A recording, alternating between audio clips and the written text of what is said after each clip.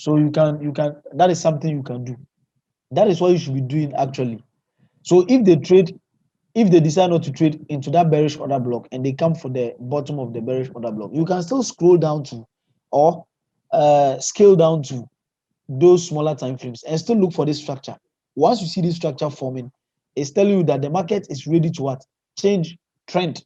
So you get in on those cells and they are very likely to make profits from that trade. Let's look for another example of a high probability bearish order block.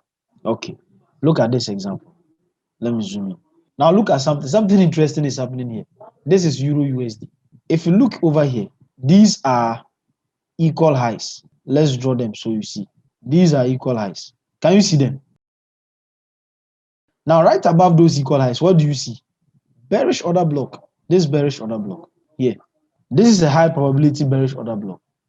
In future, if Euro USD decides to trade back up, they are likely to clear these highs and then find resistance in that bearish order block, then drop. So this bearish order block here is a high probability bearish order block because of these equal highs resting. These equal highs are known as stops.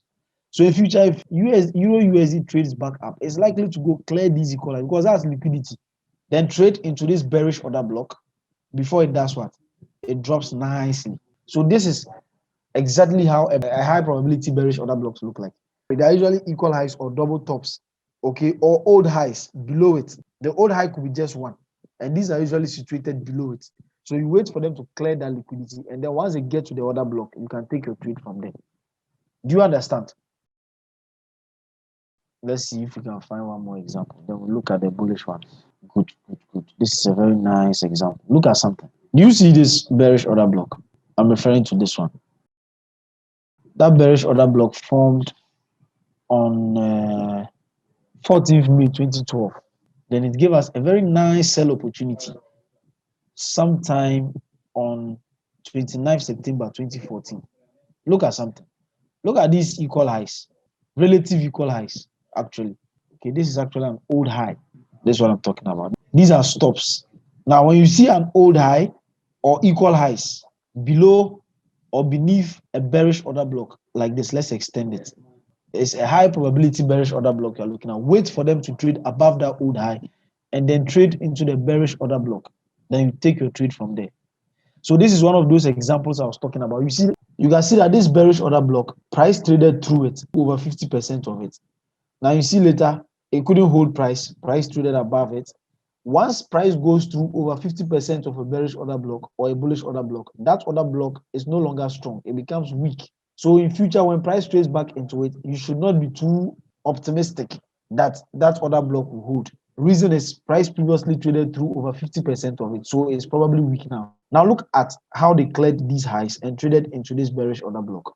If you sold from here at the bottom of the bearish order block, price would have gone up 545 pips against you before finally trading in your favor.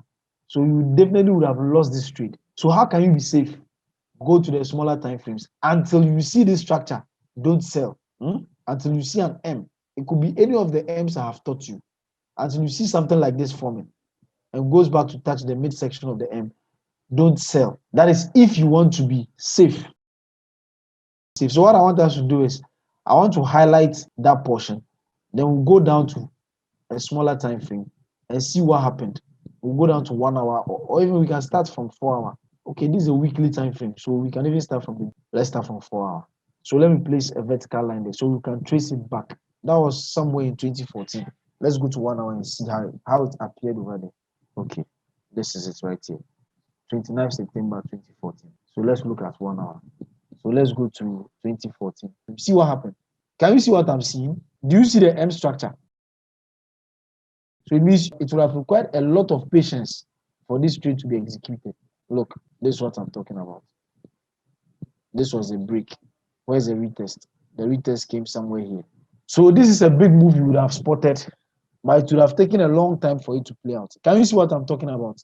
Do you see the M structure and the retest of that structure?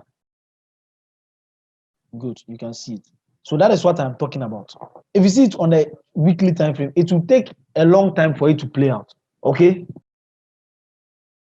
But if you know the trend of the market from the bigger time frames, and then you see something like that on a smaller time frame, then you can get them on yourselves.